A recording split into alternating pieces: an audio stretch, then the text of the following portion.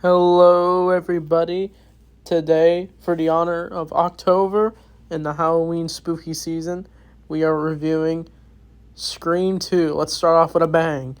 Scream 2, I think, came out in 1997, immediately after Scream 1. It's kind of like how Scream 5 came out in 2022, and now the first sixth one came out in 2023. And now we're with Scream 7 coming out, I think 2026. Let's talk about Scream 2.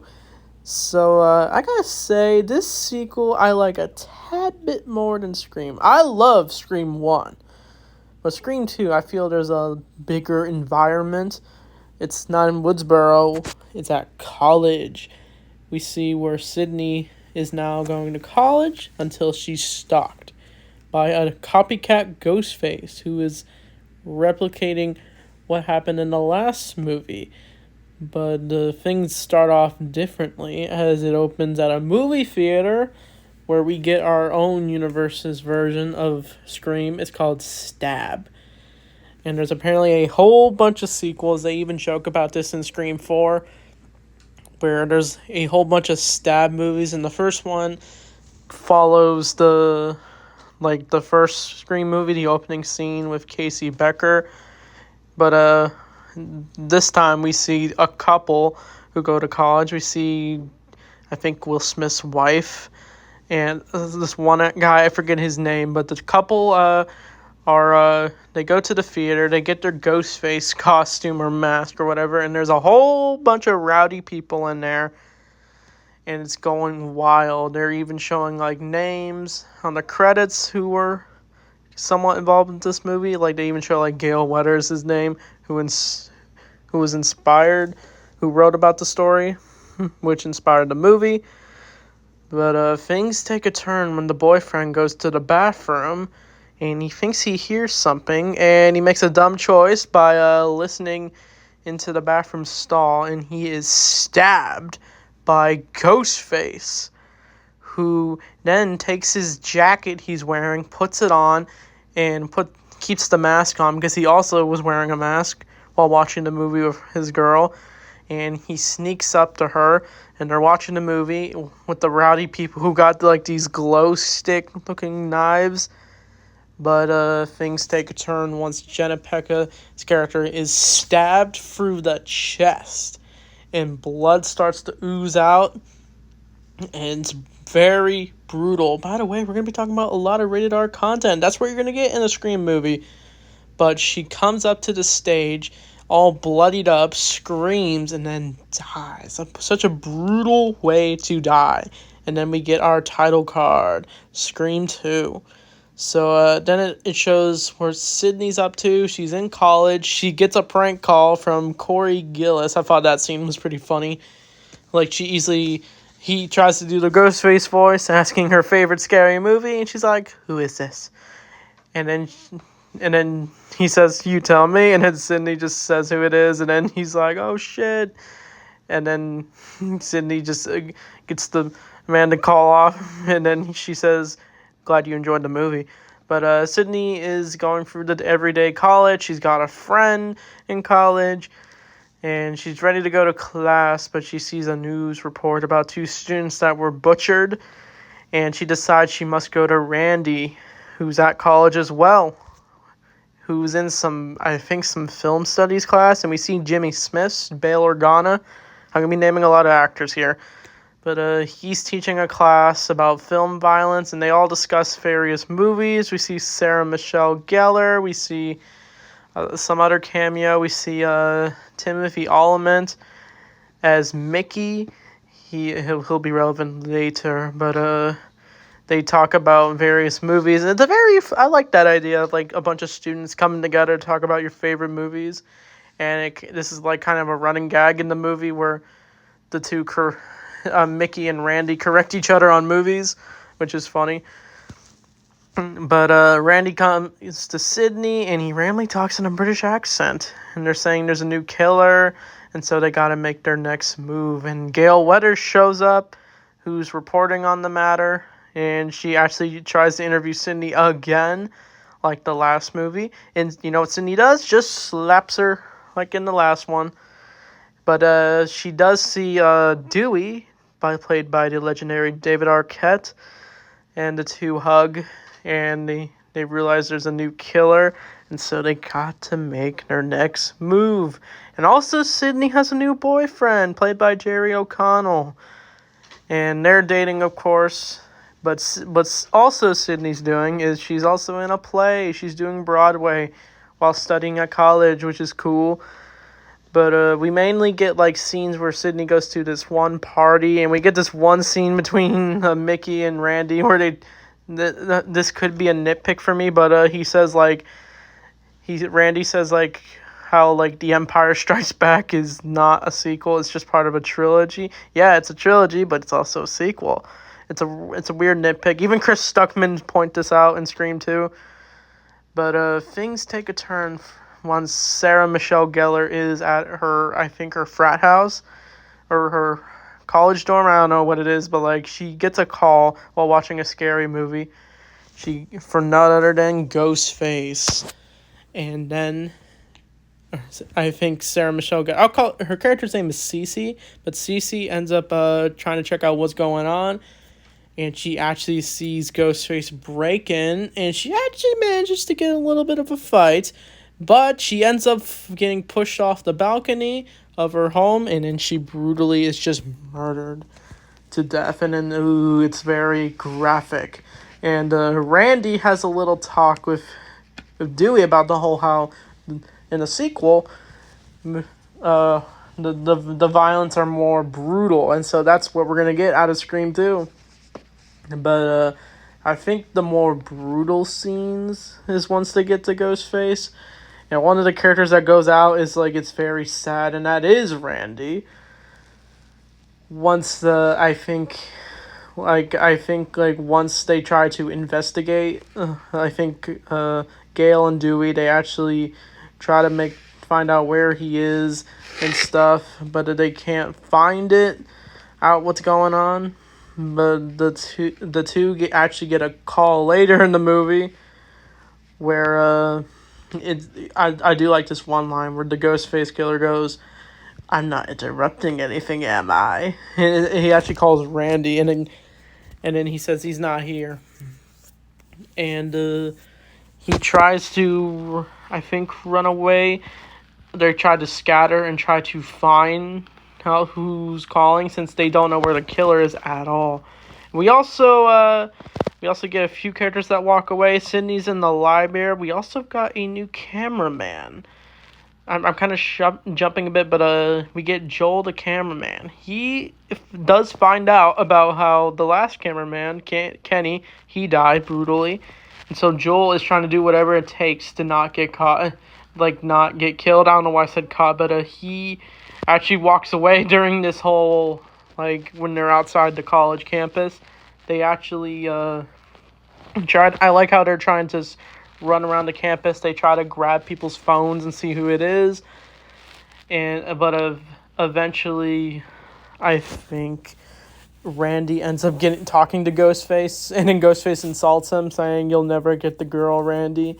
And then Randy just says, "F you."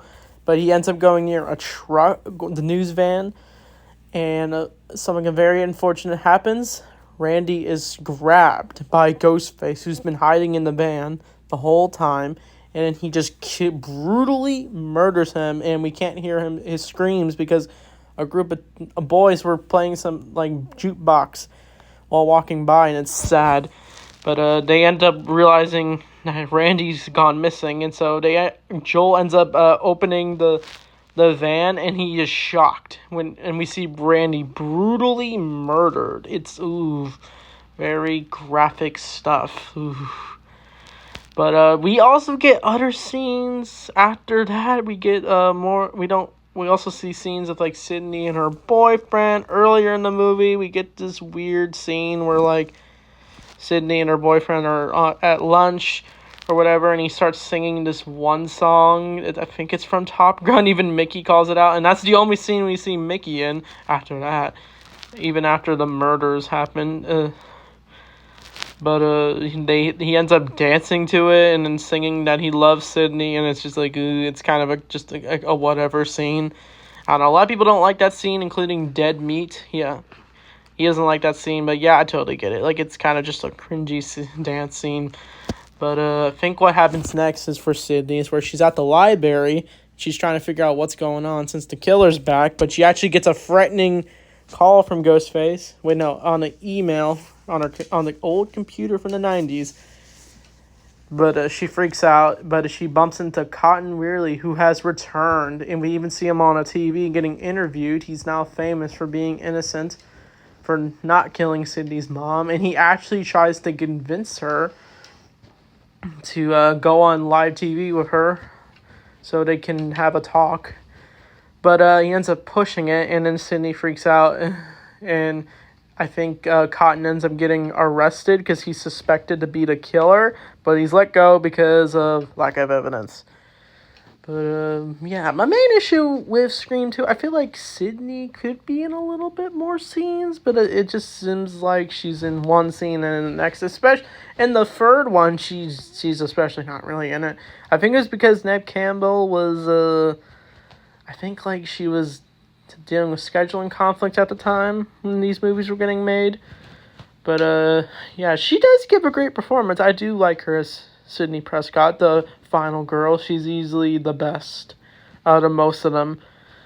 But I think what happens next is like Dewey and Gale find a lead while also exploring their relationship.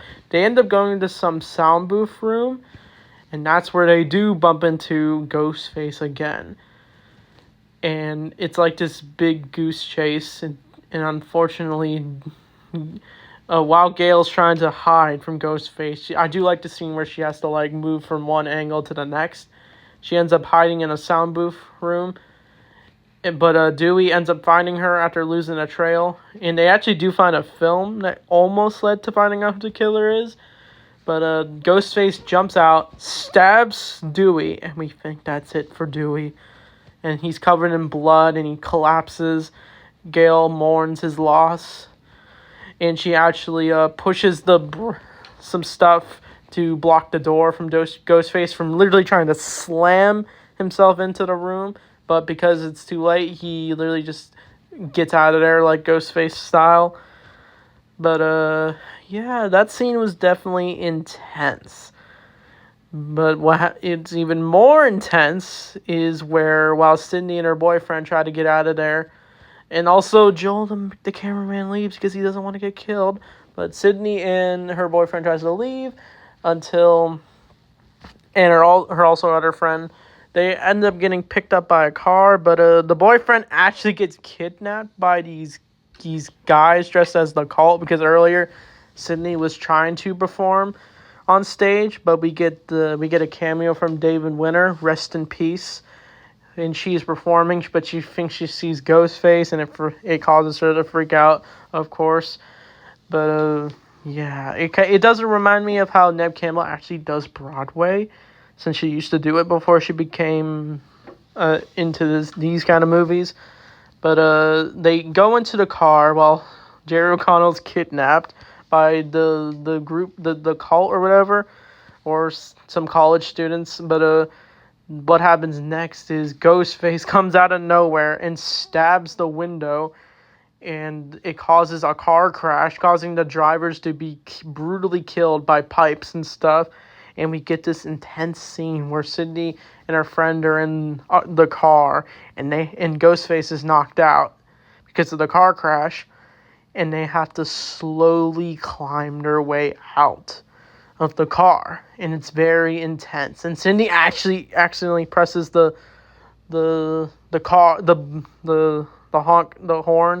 but it doesn't wake him up, or maybe it did. We don't know. But Sydney gets out of there. Her friend does as well. We were so worried, but the two try to run out. And Sydney actually decides to change her mind. She wants to unmask the Ghostface killer, but it turns out he's gone. He left. That means he was awake the whole time. He was waiting for when to strike. But he ends up stabbing her friend, and Sydney just gets out of there. And that's where it leads to the finale, where we do find out who the killer is, and Gale actually bumps into Cotton Weary, who's covered in blood because he found Dewey. But she thinks he did it, and that's where she bumps into this one reporter lady who's been trying to follow Gale and get an interview with her since she's a big fan of her, but more on her in a bit. But once Sidney gets on stage from earlier, we actually find out who the killer is. When Sidney she suspected it was her boyfriend, but he's now been put onto a crucified Jesus Christ superstar thing, and it's revealed he's not the killer, and it's actually Mickey who's the killer. And yeah, I kind of suspected it would be him, and I was surprised Timothy Olyphant was in this movie, because he's known for playing Cobb Vanth, the legendary Cobb Vanth from The Mandalorian. But he's the killer, and because he's apparently doing it because cinema violence influenced him. It's not exactly... I couldn't really figure out why he did it in the first place. But it's also revealed who the other killer is. We think it's Gale at first, but it's actually...